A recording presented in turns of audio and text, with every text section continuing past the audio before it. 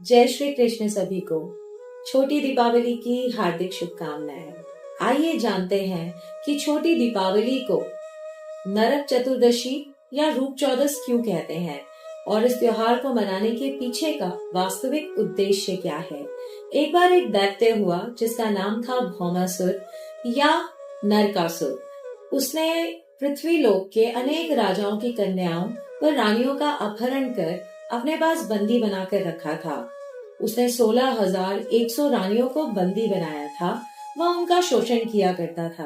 तो भगवान श्री कृष्ण ने अपनी रानी सत्यभामा जी के साथ जाकर नरकासुर का वध किया और 16,100 कन्याओं को मुक्त कराया। आइए अब जानते हैं कि इस कथा में निहित जो सांकेतिक अर्थ है वो क्या है। देखिए, ये जो संसार है ये वास्तव में नर्क ही है। कब तक? जब तक हम परमात्मा को नहीं जान लेते, जब तक हम यहाँ पे जन्म मृत्यु के बंधन से मुक्त नहीं हो जाते। तो जैसा कि पहले भी बताया जा चुका है कि प्रतिदिन जो हम ये सुख दुख के चक्करों में पड़े रहते हैं, कुछ मिल गया तो सुख मिल गया, कुछ नहीं मिला तो दुखी हो गए, तो ये जो जन्म मृत्यु का बंधन है इससे पार पाना होता है, मोक्ष की प्राप्ति करनी होती है। तो वो कब होती है? जब हम परमात्मा को जानते हैं, परमात्मा को जानने के लिए ज्ञान ग्रहण करते हैं। तो इस नर्क से निकलने का, इस नर्क से मुक्ति का एक ही उपाय है और वो है परमात्मा को पाना, परमात्मा का ज्ञान।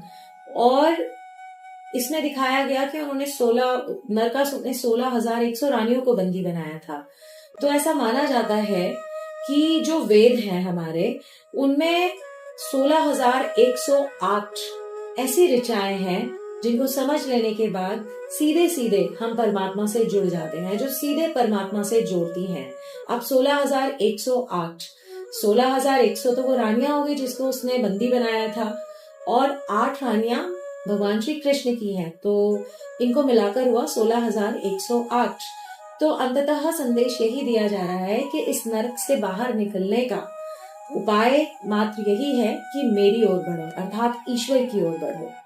तो क्योंकि उसका वध किया गया उस दिन नरकासुर का, तो नाम रखा गया नरक चतुर्दशी। और तिथि क्या है? चतुर्दशी अर्थात 14। तो ये कहा जा रहा है कि या तो ऋचाएं पढ़िए, 16,108 समझिए, या फिर एक सरल मार्ग है कि 14 को जान लीजिए। चतुर्दशी 14 क्या है?